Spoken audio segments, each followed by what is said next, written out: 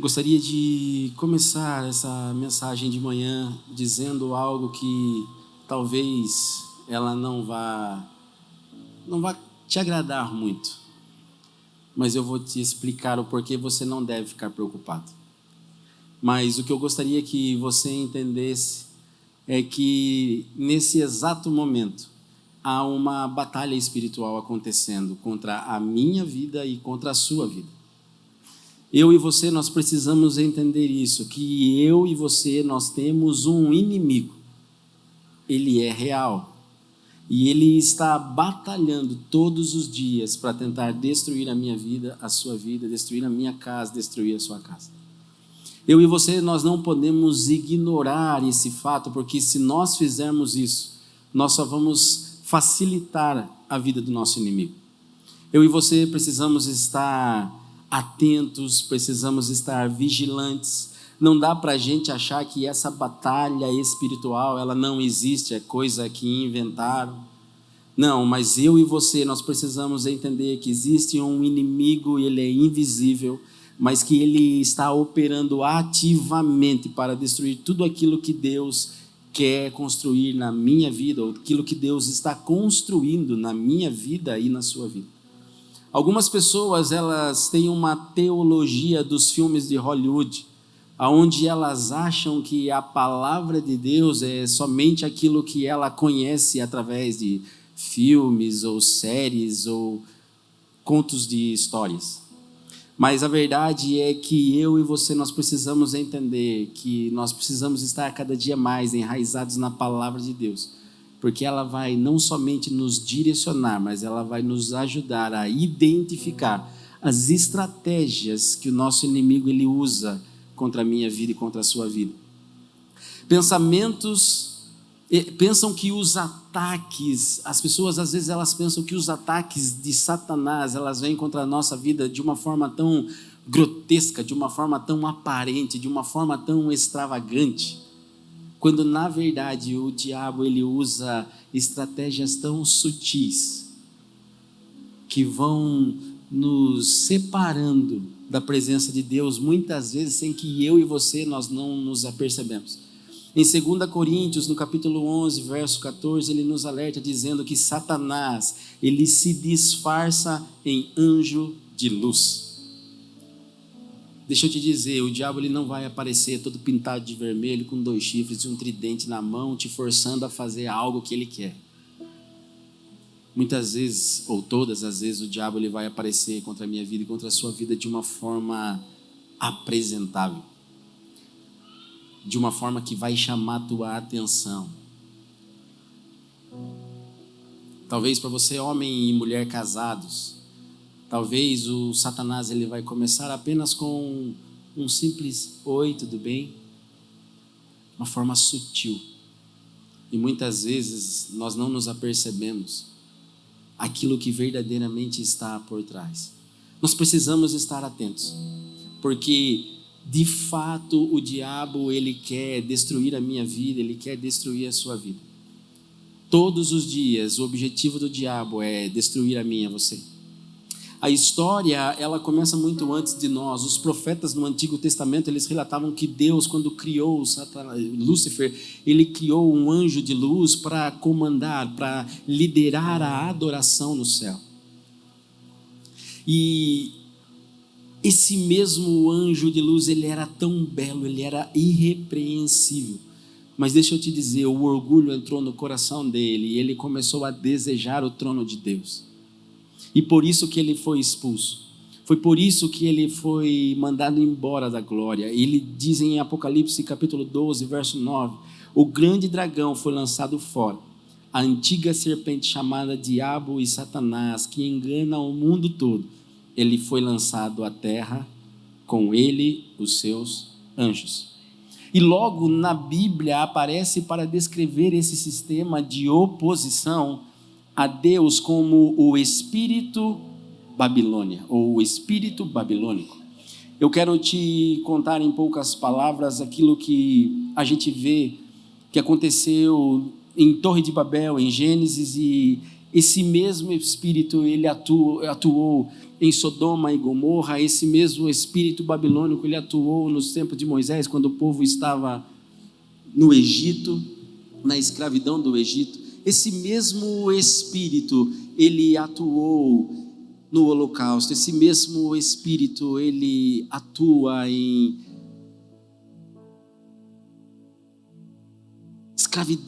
escravidão racial. Esse mesmo Espírito, ele atuou no 11 de setembro. Esse mesmo Espírito, ele continua atuando hoje nas guerras que nós vemos nos Orientes Médios. Esse mesmo Espírito é ele que está causando as crises morais e espirituais do nosso tempo.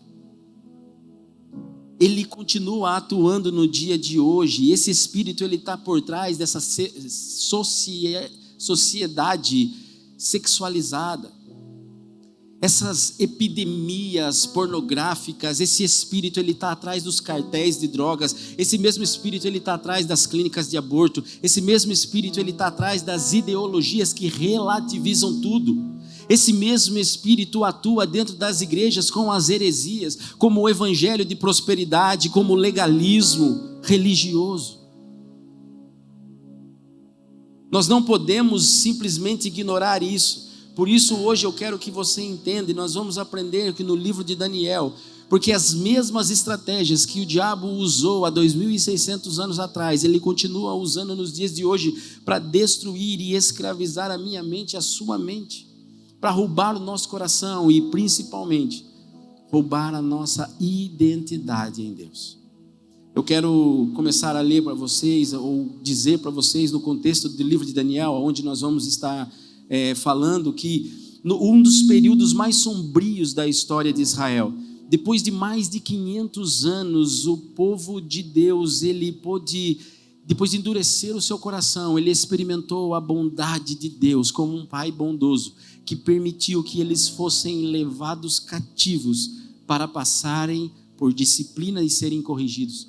O império babilônico, ele invade a Jerusalém, ele leva o povo cativo para o exílio da escravidão, e o livro de Daniel, ele não é apenas uma biografia de um homem fiel. Deixa eu te dizer, é um manual espiritual que expõe as estratégias demoníacas antigas, mas que elas ainda atuam no dia de hoje. É isso que nós vamos aprender hoje, a discernir as estratégias, e nós vamos entender como Daniel se posicionou e permaneceu firme. Eu e você, nós também vamos nos posicionar e permanecer firmes no Senhor, sabendo que Ele continua sendo nosso Deus. O mesmo Deus que esteve com Daniel no palácio, é o mesmo Deus que esteve com Daniel na cova dos leões. Ele continua conosco, sustentando e guardando nos dias de hoje.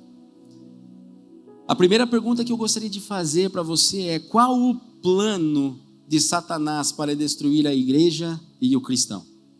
E nós vamos começar com a primeira estratégia, que é dividir o reino.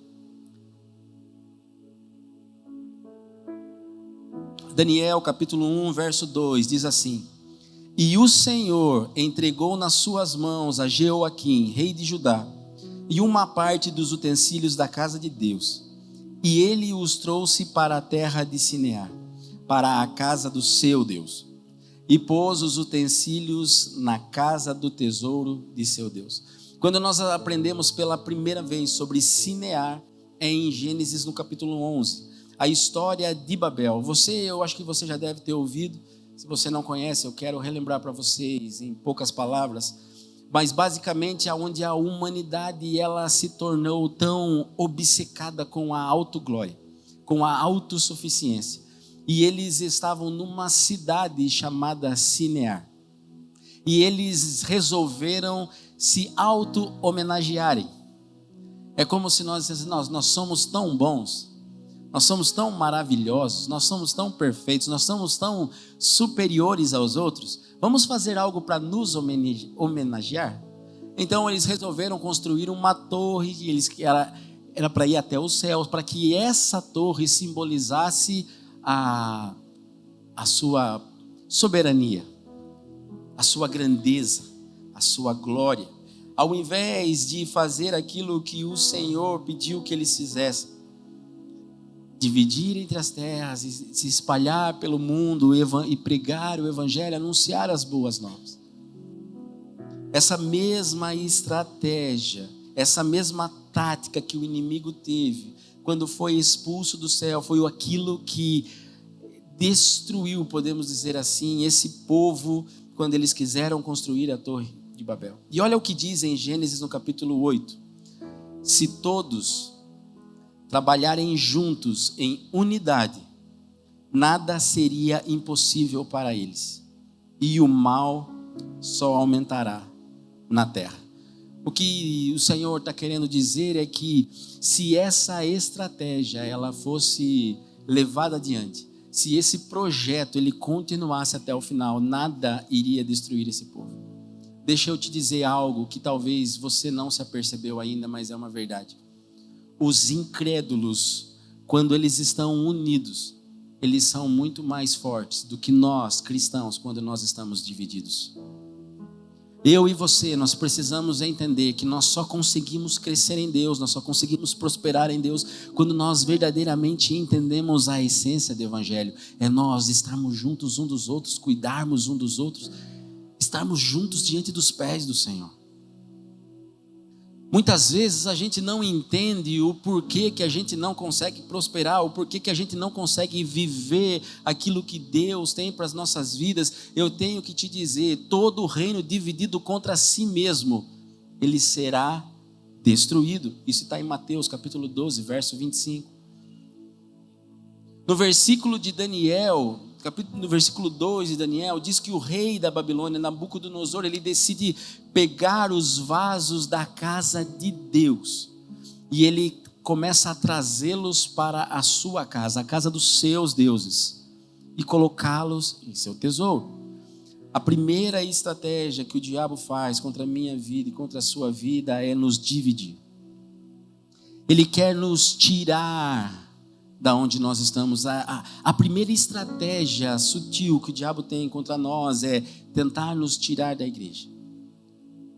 É tentar tirar você desse meio que é onde nós ouvimos e aprendemos a palavra de Deus. Uma das formas que o diabo tem para roubar as bênçãos que Deus tem para a minha vida e a tua vida é te fazendo desanimar, te fazendo se desacreditar. Com isso você não se percebe, mas você, em vez de vir aos cultos, todos os domingos você começa a vir 3 vezes no mês, daqui a pouco você vem 2 vezes no mês, daqui a pouco você vem 1 vez no mês, e daqui a pouco você percebe que já faz 3, 4, 5 meses que você não aparece na igreja, porque você está tão ocupado com os trabalhos que você tem que fazer, está tão ocupado com os problemas do dia a dia, que você não tem tempo para congregar. A tua fé ela começa a se esfriar e você não começa a perceber, mas você já não consegue mais ouvir a voz de Deus de uma forma tão clara. E todas as decisões que eu e você nós começamos a tomar, nós não conseguimos mais discernir quando é a voz de Deus ou quando não é. Eu e você, nós precisamos entender que o inimigo ele não mudou a tática. Ele ainda tenta tirar você da casa de Deus. Ele tenta te afastar você da comunhão dos santos. Ele tenta esfriar a sua fé e unificar você em ambientes, em sistemas que glorificam tudo, menos a Deus. Uma das coisas que talvez você não tenha se apercebido, mas talvez você olhe e fale assim, mas eu não estou envolvido em templos como o rei Nabucodonosor. Mas talvez você já esteja envolvido em torres de Babel que você não se apercebeu. Ambientes de trabalho onde as pessoas estão todas unidas dentro de um só objetivo, que é o culto ao sucesso a qualquer custo. Talvez você já esteja vivendo a sua torre de Babel com grupos sociais onde todos falam a mesma língua, a da fofoca, a da vaidade, círculos de amigos onde a unidade ela é baseada em pecados, amizades onde te levam a bebidas, a conversas tóxicas e até mesmo a imoralidade.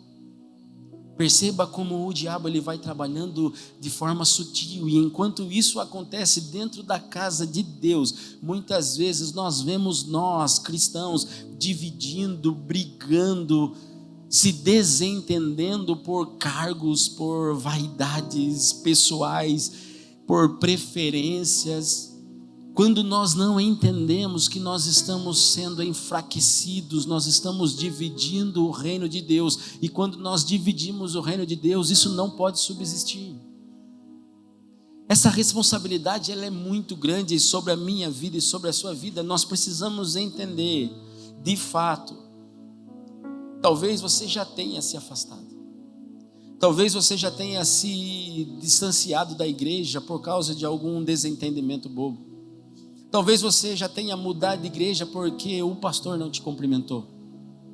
Talvez você tenha mudado de igreja porque você muitas vezes não se encaixa nos abraços, afagos e carinho que a igreja tem. Talvez você já se mudou de igreja porque você não gosta da forma que o pastor fala. Talvez você já se mudou de igreja porque você tem a dificuldade de ouvir um pastor falando o que a Bíblia fala que é pecado. E muitas vezes você só quer ouvir aquilo que faz bem para você. Nessa manhã eu quero te dizer que uma das coisas que faz a igreja ficar unida num propósito só e de uma forma indestrutível é entender que a palavra de Deus, ela jamais pode ser negociada sobre a minha vida e sobre a sua vida.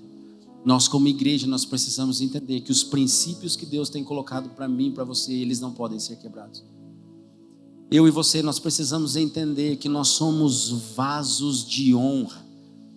Deus, Ele nos fez para habitarmos no Santo dos Santos. E o diabo, ele quer nos tirar desse lugar de glória e quer colocar no mundo onde nós não fomos feitos. Deus, Ele deseja que eu e você verdadeiramente venhamos a viver aquilo que Ele tem para as nossas vidas. E o diabo também, de uma forma verdadeira, ele quer nos tirar desse lugar para que nós não venhamos a viver aquilo que Deus tem para nós. Vasos em prateleira errada, elas não glorificam o oleiro. Não se conforme em ser um ornamento no templo de outro Deus. Quando você foi feito um vaso das próprias mãos de Deus para glorificar a esse Deus Todo-Poderoso, esse Deus que criou os céus e a terra. A segunda estratégia que o inimigo usa é reeducar a geração, a próxima geração.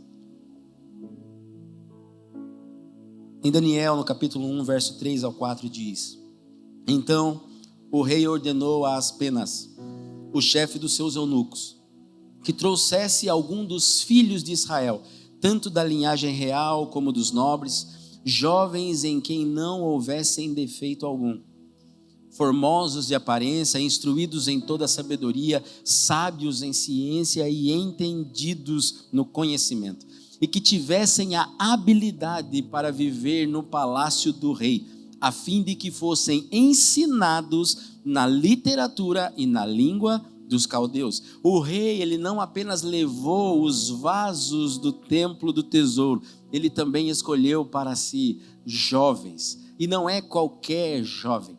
Ele escolheu jovens que eram bonitos de aparência, que tinham um QI alto, um status emocional elevado. Ele escolheu jovens que fossem bem-sucedidos, que tinham facilidade de aprendizado, jovens que tinham a capacidade de influenciar outras pessoas. Ele não apenas queria as experiências ou a aparência externa desses jovens. Ele queria também moldar a mente deles e ele queria mudar a sua cultura, mudar a sua identidade. Isso é muito sério, porque perceba, o inimigo, ele é astuto. Satanás, ele é astuto. Veja que o rei Nabucodonosor, ele não destruiu os vasos. Ele os colocou na casa do tesouro dos seus deuses, ele os colocou em outro lugar. assim também ele não matou os jovens. Ele os realocou para uma educação que os afastaria do verdadeiro Deus e os faria úteis para o reino dele. Sabe por que o diabo ele faz isso? E aqui nós aprendemos o porquê que Daniel e seus amigos eles foram escolhidos, porque eles eram jovens de alto funcionamento. Deixa eu te dizer, o diabo ele não se levanta contra qualquer pessoa. Se você está enfrentando um ataque do diabo contra a sua vida, perceba, você verdadeiramente tem algo que provoca o diabo. Você carrega algo que o incomoda. E é por isso que ele batalha todo dia para me destruir você. Veja, o espírito da Babilônia, o demônio das trevas, ele está sempre tentando reeducar, principalmente quem? As nossas crianças. Porque eles entendem que as nossas crianças, elas são as pessoas mais influentes da terra.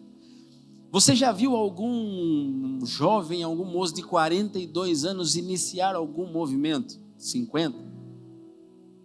A gente sempre vai ver que uma cultura, ela começou, uma tendência, ela começa com os jovens. Eles têm essa capacidade de mudar, influenciar uma geração. É por isso que o diabo ele se levanta de uma forma tão grande contra os nossos jovens, contra as nossas crianças, porque ele entende, ele já entendeu que se ele conseguir contaminar, ele consegue alterar a sua cultura, ele consegue alterar a sua identidade. Pensem nisso, não é um fato interessante quando nós vemos que as grandes universidades, aquelas que são apaixonadas por ensinar as mentes mais brilhantes, também são os lugares onde as crianças e os jovens são doutrinados.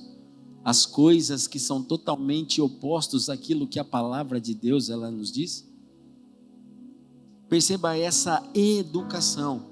Ela não é apenas um descuido social, meu querido. Ela é uma estratégia espiritual antiga.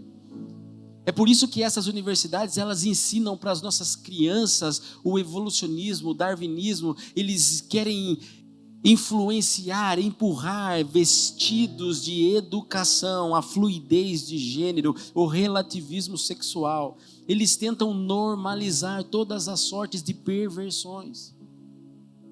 E eu e você, muitas vezes, nós não nos apercebemos. Deixa eu te dizer para você, pais, cuidadores, escutem isso que o Senhor tem para te dizer.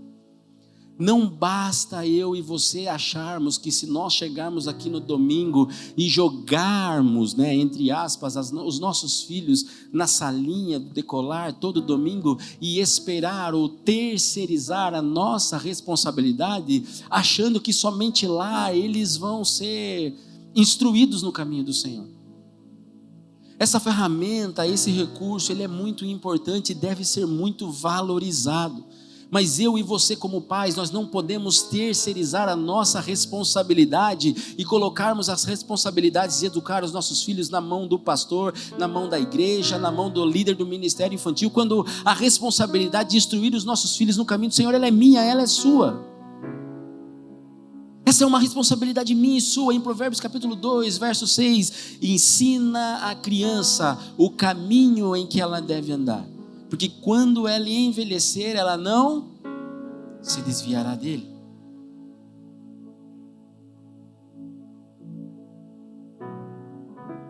Eu e você, nós não devemos deixar a escola influenciar os nossos filhos. Nós precisamos nos posicionar. Nós precisamos estar atentos. Porque muitas vezes nós largamos os nossos filhos às telas, aos filmes, a amizades, e nós não temos tempo de instruí-los, nós não temos tempo, nós não temos o cuidado de ensiná-los sobre a verdadeira vontade de Deus para a vida deles, e nós deixamos que o mundo os direcione, nós deixamos que o mundo vá moldando a personalidade dos nossos filhos. E quando a gente não se percebe, a gente não consegue trazê-los de volta. Eu e você, nós precisamos entender que nós precisamos sentar com os nossos filhos. Nós precisamos ler a palavra junto com eles. Nós precisamos ensinar os nossos filhos sobre a criação. Nós precisamos falar com os nossos filhos sobre a identidade em Cristo. Nós precisamos falar com os nossos filhos sobre a pureza sexual. Eu e você, nós precisamos responder às perguntas deles, mesmo que muitas das vezes nós precisamos estar com a Bíblia aberta, nós precisamos correr atrás da resposta certa para depois trazer para eles, mas isso é uma responsabilidade minha e tua. Quando o Senhor nos confiou os nossos filhos, isso faz parte do combo. Nós precisamos cuidar, nós precisamos instruir, nós precisamos ensiná-lo. Deixa eu te dizer, pais, vocês são os sacerdotes da sua casa. Vocês não são apenas o provedor de comida. Vocês são aqueles que instruem. Você é aquele que se posiciona e que leva os teus filhos ao caminho do Senhor. Deixa eu te dizer, mãe, você não é apenas uma auxiliadora da casa, mas você é a primeira discipuladora do coração dos teus filhos. E nós como igreja, nós estamos todos aqui reunidos porque nós nos autoajudamos nesse nosso processo de apoiarmos um ao outro. É por isso que nós investimos no ministério infantil, é por isso que a gente tenta fazer tanta coisa, é por isso que a gente tenta deixar um ambiente tão agradável, para que a gente possa verdadeiramente investir nos nossos filhos, sabendo que amanhã eles vão estar aqui, eles vão estar pregando às nações, eles vão estar levando a palavra de Deus aonde hoje eu e você nós não conseguimos chegar. Os nossos filhos são as nossas flechas. Os nossos filhos, eles vão além do que nós estamos indo. Você pode dizer amém? Você crê que o teu filho ele vai além de onde você está indo, porque você também não parou, entenda. O mundo ele está unido, tentando destruir a próxima geração, ou tentando fazer a próxima geração a adorar ao Deus desse século. E nós como igreja, nós estamos divididos. Nós como igreja, nós estamos passivos demais para contra-atacar. Se nós esquecermos de passar esse bastão do evangelho à próxima geração, nós vamos correr um grave perigo.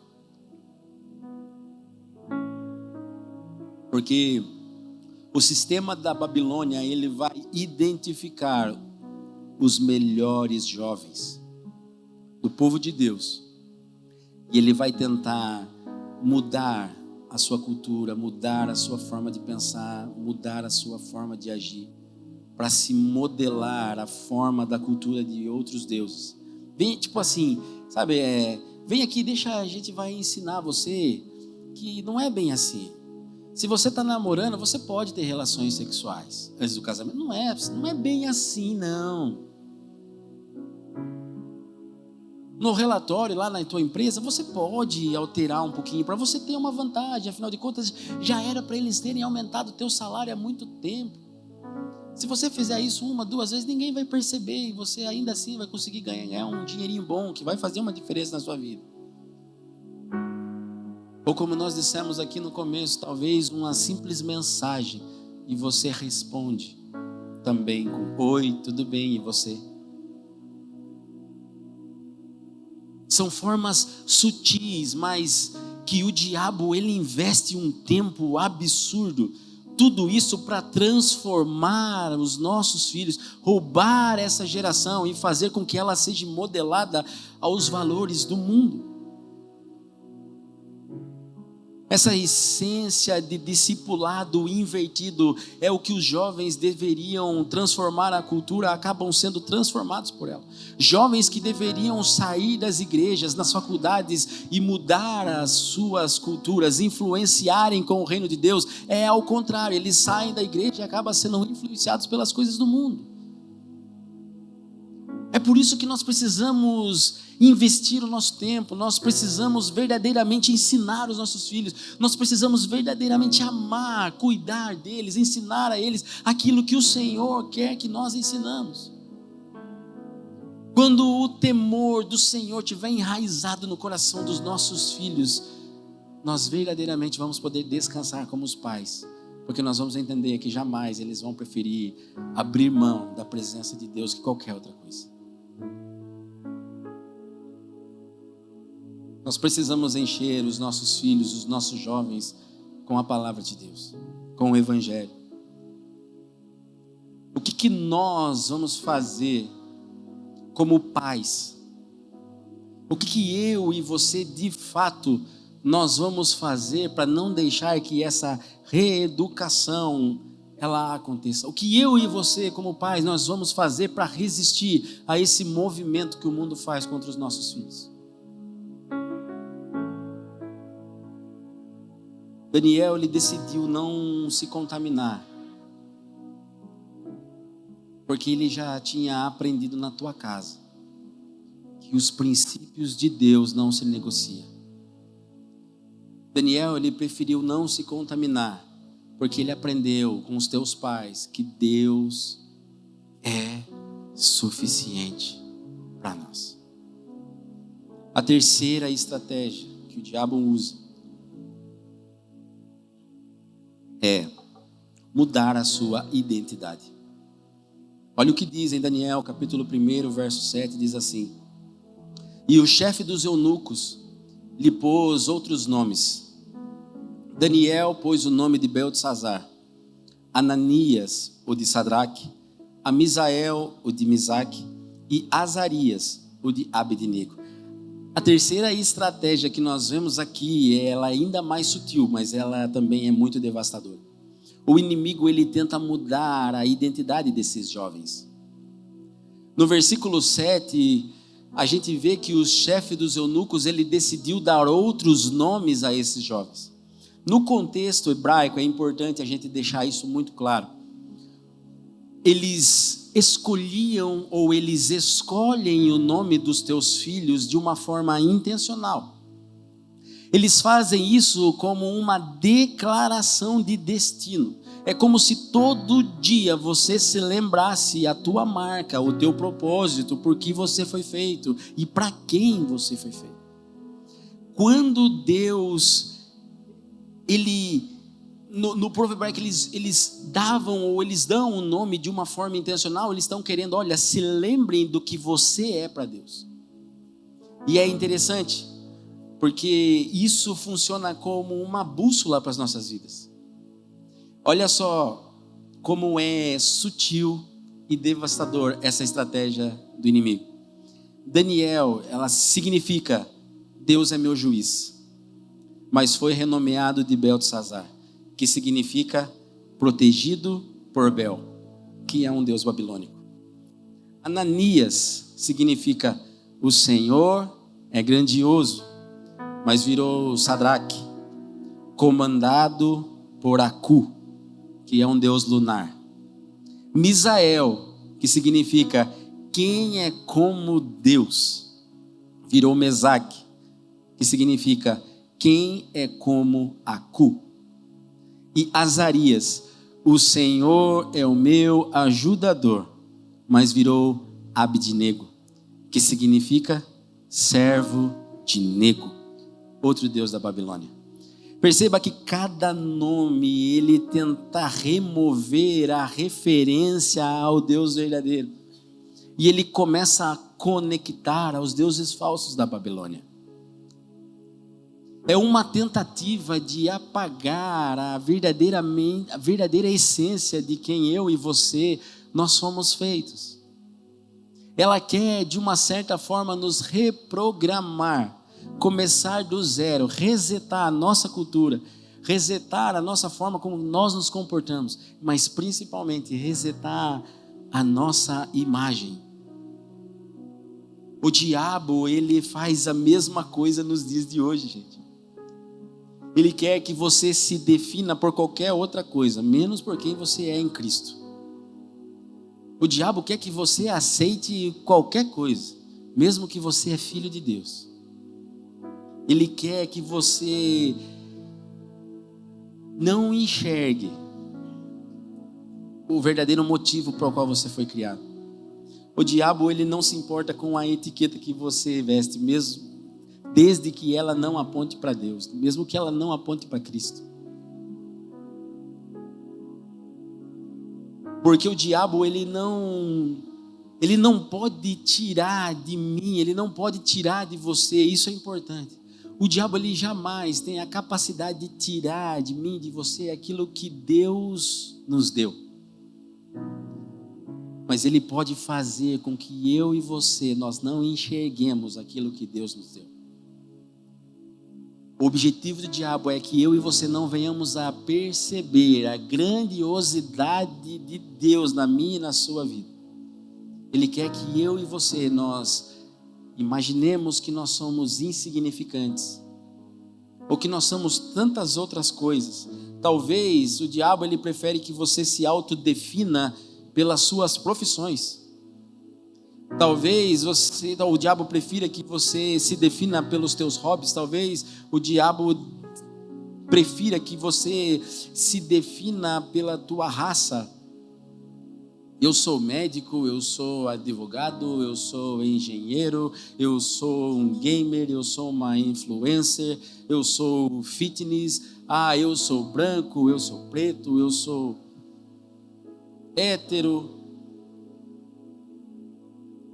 Perceba como de uma forma sutil.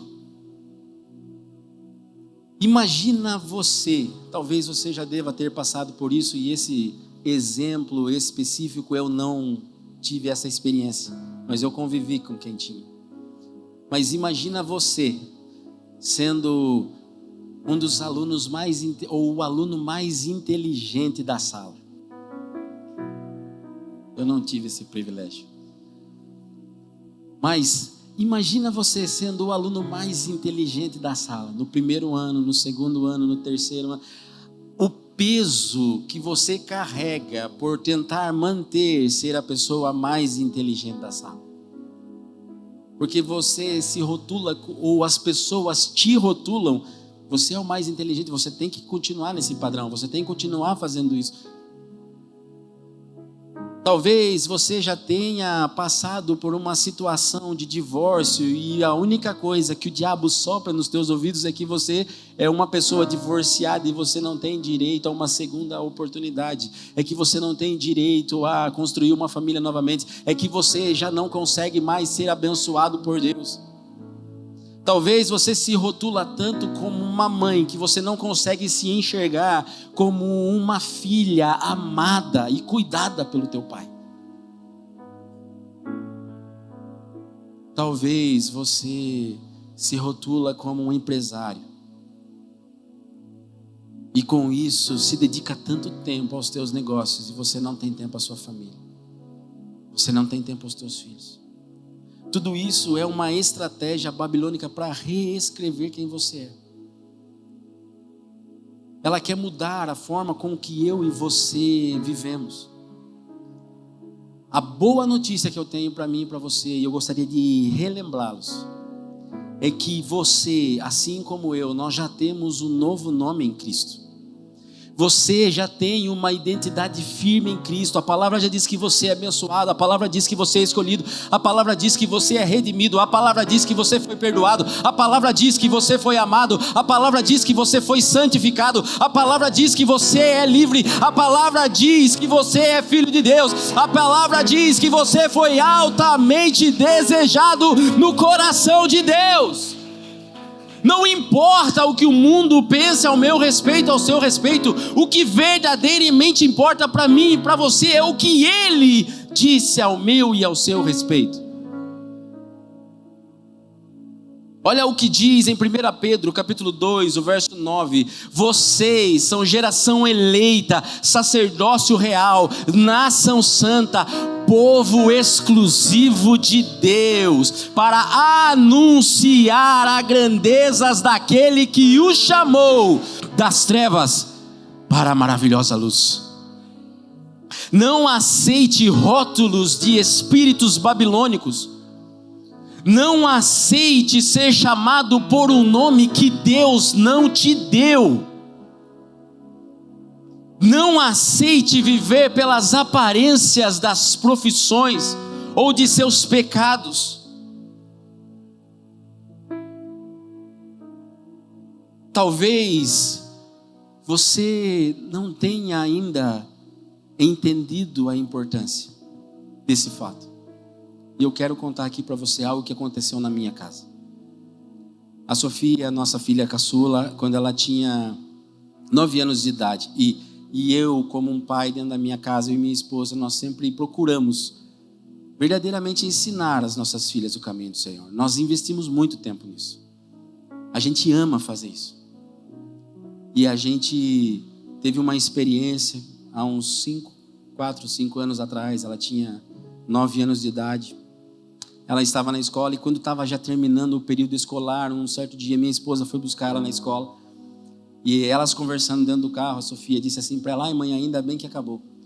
E tinha um menino na escola que ele ficou o ano inteiro me chamando de burra. A mãe revoltada: mas Sofia, como é que você só me diz isso agora? Se você tivesse me falado no começo do ano, eu tinha ido lá na escola, eu tinha conversado com a professora, a gente ia conversar com os pais desse menino. Mas a resposta da Sofia para nós foi um bálsamo no nosso coração. Aquela criança de 9 anos que passou o ano inteiro ouvindo na escola que ela era burra, ela disse assim para a mãe dela: eu não fiz nada porque eu sei que eu não sou burra. Eu não fiz nada porque eu sei quem eu sou. Quando a Sofia começou a contar aquilo para nós nos emocionamos, porque de fato a palavra de Deus, ela é viva. Os nossos filhos, enquanto nós estamos trabalhando, eles estão sendo bombardeados na escola. Nós precisamos ensiná-los quem eles são em Cristo. Nós precisamos ensinar os nossos filhos a verdadeira identidade que eles carregam no Senhor. Dentro do nosso DNA, é o DNA do Criador. Eu não sei se você pode entender, eu vou tentar ilustrar. Imagina você chegar numa loja e você olha... Deixa eu tentar falar isso de uma forma um pouco diferente. Uma vez eu tive numa loja, eu fui ver uma camiseta e ela era branca, de algodão, não tinha estampa nenhuma. E quando eu fui olhar isso há mais de, misericórdia, 15 anos atrás. E quando eu fui ver o preço daquela camiseta, eu quase caí de costas. Eu falei: mas não é possível, tem ouro na camiseta. E eu chamei o vendedor, eu falei assim: rapaz, me explica, por favor, porque agora aqui me deu uma curiosidade. Como é que uma camiseta dessa, sem detalhe nenhum, sem nada assim de especial, aparentemente, ela custa esse valor? A resposta daquele vendedor, ela foi muito forte. Ele disse assim: essa camisa, ela custa esse valor, porque o design... Como que é o profissional que faz isso? O estilista que desenhou essa camiseta é uma pessoa muito renomada. Então essa camiseta, ela custa esse valor porque ela carrega o nome desse estilista. Deixa eu te dizer, eu e você, nós carregamos o nosso DNA, o DNA do Criador. O DNA do Deus, o Todo-Poderoso, esse que criou os céus, a terra, esse Deus poderoso que chama a existência ao que não existe, esse Deus poderoso que sopra em nós todo dia o fôlego de vida, esse Deus Todo-Poderoso que nos permitiu viver mais um dia para o agradá-lo. Eu e você, nós carregamos a marca dele, nós somos feitos por ele. O nosso valor é um valor celestial. Nós não podemos simplesmente rasgar a nossa etiqueta, colocar uma etiqueta barata que o mundo quer pregar em nós e jogarmos fora aquilo que Deus desejou para mim e para você. E a quarta estratégia que o mundo usa é o cancelamento. A cultura do cancelamento. Olha o que diz Daniel capítulo 1, verso 10. E disse o chefe dos eunucos a Daniel: tenho medo do meu senhor, o rei, que determinou a vossa comida e a vossa bebida, porque veria ele os vossos rostos mais tristes do que os dos jovens da vossa idade. Assim poreis em perigo a minha cabeça para com o rei. Quando Daniel ele decidiu não se contaminar com os banquetes do rei, a primeira coisa que acontece, o chefe dos eunucos ele diz assim: não, você não pode fazer isso. Você não pode fazer isso, porque se você fizer isso, você vai colocar em risco a minha vida. Eu posso morrer por isso. Por quê? Porque para esse chefe de eunuco, não importa se o que Daniel estava fazendo ia agradar a Deus. Ele tinha medo de desagradar ao rei. A cultura do cancelamento, ela não é de agora não, ela já é antiga. Eu tenho medo do rei, por isso pode custar a minha cabeça. Ou seja, mesmo sabendo que a escolha de Daniel era correta diante de Deus, ele diz: não faça isso. Porque se eu desobedecer ao rei, isso é uma sentença de morte para a minha vida. O sistema desse mundo, ele sempre tentou unificar as pessoas debaixo de uma única narrativa. A qualquer um que ouse se levantar a honrar a Deus é ameaçado de alguma forma. Deixa eu te dizer, imagina você no seu trabalho, alguém chega para você com uma proposta para você fraudar alguma coisa e você dizer assim: não, eu não vou fazer isso, eu não vou compactuar com isso. Imagina você numa roda de amigos, as pessoas sentam para falar mal de outras pessoas e você fala assim: não, eu não vou me juntar a vocês para falar mal de outros. O que eles vão dizer? Ah, você se acha melhor do que nós. Imagina você com amigos aonde as bebidas, as drogas, elas fazem parte, você decide, você opta por não fazer parte. Você é careta. Você é o cristãozinho. Eu me lembro na faculdade, quando eles estavam tentando me influenciar a tomar um copo de cerveja. Eu disse para eles que não ia fazer aquilo. Eles diziam assim para mim: você é um crentinho medroso.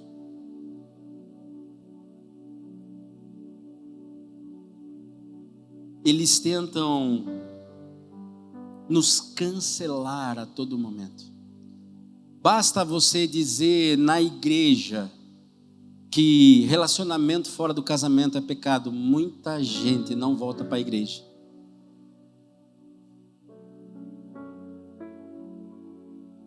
Basta você dizer para a tua família que pecado é pecado, e eles começam a te julgar como se você fosse o mais certo de todos. Basta você na sua escola se posicionar contra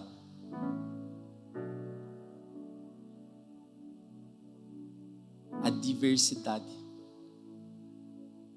Se você se levanta na faculdade dizendo que você é contra relacionamentos homossexuais, você é homofóbico. Perceba, nós vivemos uma geração que grita aos quatro cantos do mundo a palavra tolerância. Mas enquanto todo mundo concorda com ele só. Porque depois que você discorda, ou mesmo que seja discordando com amor, eles mostram o verdadeiro rosto da intolerância. Nós vivemos em tempos onde as pessoas elas dizem que são, quando na verdade é só você discordar e elas verdadeiramente mostram aquilo que está no coração delas. A verdade é que Jesus, ele nunca prometeu para mim e para você que nós seríamos aceitos pelo mundo. Eu e você, nós não precisamos e não devemos querer ser aceitos pelo mundo. Se o mundo vos odeia, saibam que primeiro odiou a mim, diz o Senhor em João capítulo 15, verso 18. A Babilônia, ela não importa se você é cristão, desde que você esconda isso, querido. A Babilônia, ela não importa se você serve a Deus, desde que você não grite isso para ninguém.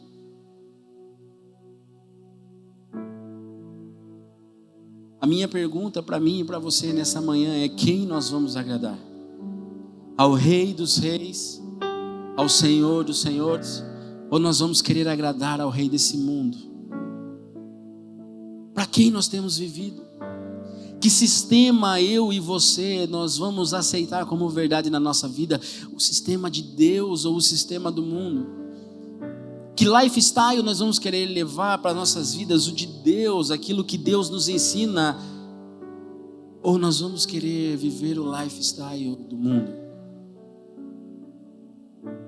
Deus, Ele nos chama para permanecer firmes. Quantas vezes você já se calou para você não ser rejeitado? Quantas vezes você já não se posicionou só para não gerar um mal-estar diante das pessoas? Quantas vezes você se escondeu de medo de ser cancelado? A boa notícia para mim e para você é que Jesus, Ele nunca nos cancelou. Ele não desiste de mim, Ele não desiste de você, mesmo quando eu e você nós nos afastemos dele.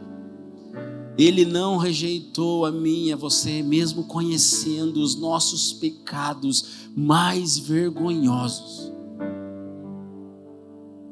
Eu te pergunto nessa manhã: quem é mais digno da tua fidelidade? O mundo, ele quer usar você e depois ele vai te descartar. Ou você vai ser fiel a Deus, que entregou seu único filho para salvar a mim e a você. Bem-aventurados os perseguidos por causa da justiça, porque deles é o reino dos céus. Mateus capítulo 5, verso 10. Não tenha medo do cancelamento dos homens quando você e eu já fomos aceitos por Deus. Amém? A quinta e última estratégia, e aí eu já vou terminar: atacar a masculinidade e distorcer a sexualidade. Daniel, no capítulo 1, o verso 3, o verso 7, o verso 9, o verso 11, nós vamos ouvir algumas vezes, ou muitas vezes, o termo o chefe dos eunucos. Isso é mencionado 7 vezes ao longo do capítulo 1. O chefe dos eunucos. Um detalhe assim que é fascinante, que poucas pessoas ou muitas pessoas não notam, é que a pessoa mais citada no capítulo 1 não é Daniel, não é o rei Nabucodonosor, não é um dos seus 3 amigos, mas é o chefe dos eunucos, por 7 vezes. Esse personagem, ele é mencionado aqui como subliminando o fato de que Daniel e seus amigos, eles estavam sobre o alto comando de uma autoridade, alguém que havia sido emasculado e colocado para servir ao rei sem uma ameaça de descendência. O texto, ele não afirma diretamente que Daniel e seus amigos, eles também foram emasculados. Mas a maioria dos estudiosos, eles acreditam que sim. Porque afinal de contas, eles estavam debaixo de uma autoridade como tal. Mas por quê? Por que que isso está assim? Por que que Deus, ele nos traz esse entendimento hoje? Porque a gente entende que alterar a masculinidade é mexer na sexualidade é destruir também uma linhagem inteira. Essa é uma das estratégias mais antigas de Satanás. É por isso que hoje a masculinidade, ela é demonizada. É por isso que hoje as pessoas falam e rotulam uma paternidade banalizada. E a sexualidade, ela é distorcida para os fins que eles acabam sendo contrários àquilo que Deus estipulou como verdade absoluta para mim e para você. O inimigo sabe que para destruir uma geração basta destruir os homens. Eu gostaria de te fazer refletir nessa manhã.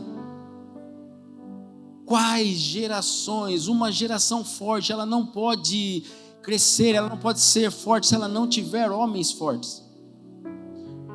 Quando os homens eles deixam de ser líderes espirituais dentro da sua casa, toda a casa se perde. Quando os homens não se posicionam de fato, quando esses homens eles se tornam passivos, quando eles se tornam frágeis, as suas esposas acabam carregando sozinhas fardos pesados. Quando homens não se posicionam diante de Deus, eles trazem um fardo pesado sobre as suas esposas. Quando homens eles se entregam ao pecado, ou são dominados por impulso, inevitavelmente eles abandonam as suas responsabilidades espirituais. Homens que desaparecem da vida dos seus filhos, criam gerações fracas, criam órfãos emocionais que não sabem quem são.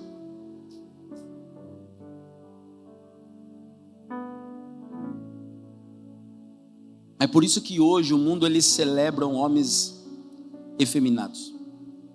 É por isso que hoje eles encorajam o sexo casual, normalizam a pornografia, eles promovem essa paternidade ausente e acredite, eles tentam silenciar a todo o custo aquilo que Deus tem para mim e para você. E muitos têm medo de dizer isso, mas a verdade é, numa história onde uma sociedade não floresce uma masculinidade madura, ela não consegue prosperar. Nunca na história da humanidade floresceu quando uma masculinidade foi destruída. Por isso que o diabo ele investe. Uma sociedade ela não pode prosperar espiritualmente nem moralmente quando homens não assumem a sua identidade em Cristo. As suas responsabilidades como líderes, protetores, provedores. Nós, como homens, como filhos de Deus, nós precisamos nos posicionar dentro da nossa casa. Nós precisamos ser o norte, aonde nós colocamos a nossa esposa e os nossos filhos dentro de uma só direção e dizemos ou orientamos, é para lá que nós vamos, é para lá que o Senhor quer nos conduzir. Nós como famílias, nós vamos seguir essa direção. As esposas, elas precisam enxergar nos seus maridos homens, sacerdotes que seguem firmemente a orientação de Deus. E eu não estou falando aqui sobre um machismo ou sobre um abuso, porque isso também é pecado, isso também que tem que ser abandonado. Eu estou falando de homens que refletem Jesus, homens que são fortes na fé, que são instáveis na sua emoção, homens firmes na palavra, homens pacientes na liderança, gentis no trato, mas inabaláveis diante do pecado. Eu estou falando aqui sobre homens que oram pelas suas esposas. Eu estou falando aqui sobre homens que protegem os seus filhos da cultura, ao invés de abandoná-los a celulares, abandoná-los a TVs, abandoná-los a qualquer tipo de amizade. Eu estou falando aqui sobre homens que priorizam a igreja do que o futebol. Eu estou aqui falando de homens que amam, que servem e que morrem para si mesmo, para que os outros vivam. Como Paulo escreveu em 1 Coríntios capítulo 16, verso 13, estejam vigilantes, permaneçam firmes na fé, sejam homens de coragem, sejam fortes. Homens de Deus, eles não precisam ser violentos contra os... Eles precisam, não é que não precisam. Homens de Deus, eles precisam ser violentos contra o pecado. Homens de Deus, eles precisam ser violentos contra as suas próprias desculpas, contra a sua própria preguiça espiritual. Tem que ser forte na oração, tem que ser forte na fé, forte no serviço ao reino, fortes no autocontrole. Nós precisamos proteger a nossa família, nós precisamos proteger a igreja dessa cultura.